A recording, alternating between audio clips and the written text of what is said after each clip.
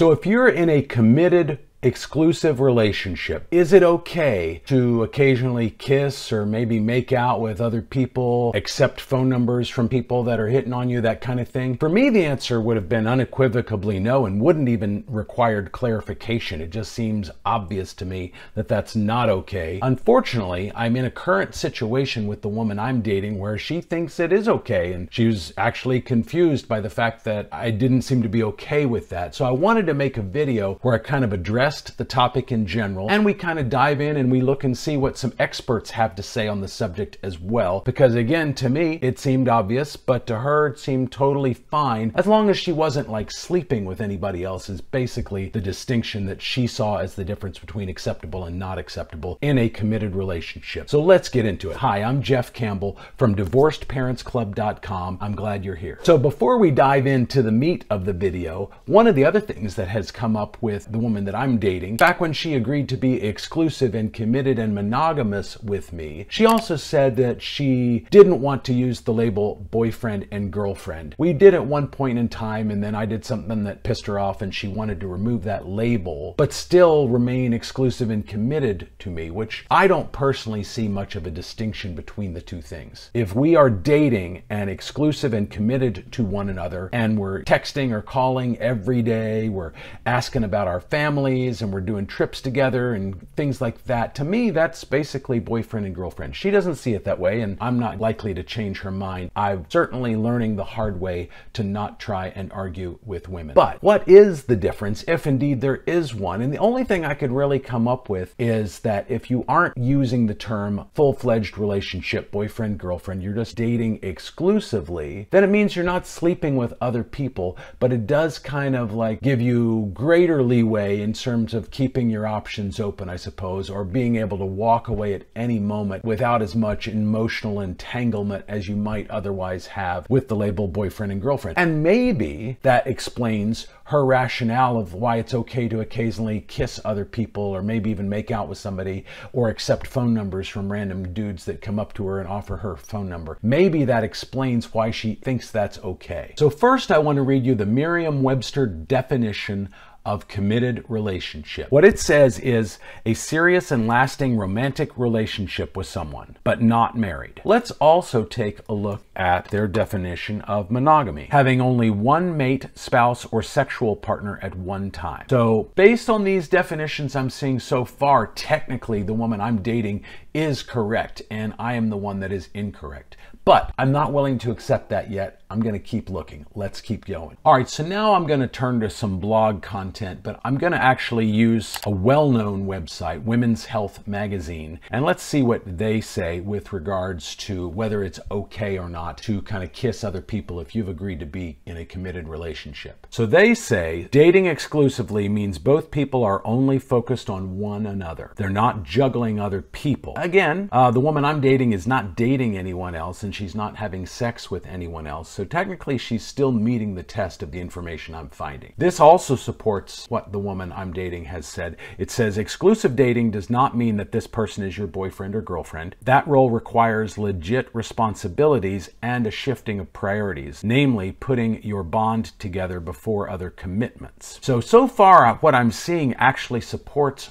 her point of view on things. Maybe I just have old-fashioned views and lines that I'm not willing to have crossed that aren't reasonable. It goes on to say, though, an actual monogamous relationship takes exclusivity a step further when you commit to a future with this person. In that regard, the lines are definitely blurred. There have been times where she has talked about marriage. She sent me links to engagement rings that she's liked and things like that. I have told her that I see that as a mixed message, and she hasn't done it recently. I am open to a future with her, but we do need to get past some of these issues before I'm even willing to look at that. The #1 ranking article for the search that I did is actually from a website called Hello Relish, which I've never heard of. But it is the #1 ranking article, so that's obviously for a reason. They say that in an exclusive dating situation, there's an unspoken acknowledgement that you're only seeing each other. You're spending all of your time together and aren't seeing anyone else. Now, they do go on to pose the question, are you ready to be in an exclusive relationship, which is a step beyond exclusively dating? And so again, that's not where she and I are at yet. But it does seem like things could get there relatively soon if we wanted them to. Here it says you've met each other's friends and family. We're still kind of in the process of that.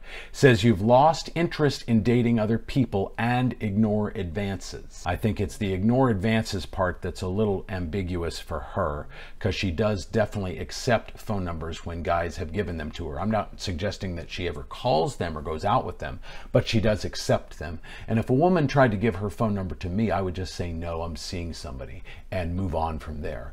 And so, I don't really even understand why she thinks it's okay to take a phone number from a guy, other than maybe the validation feels good. Okay, so I found another website. This website is called romper.com, and they have basically a list of things that would be considered cheating, aside from actually just having sex with somebody else.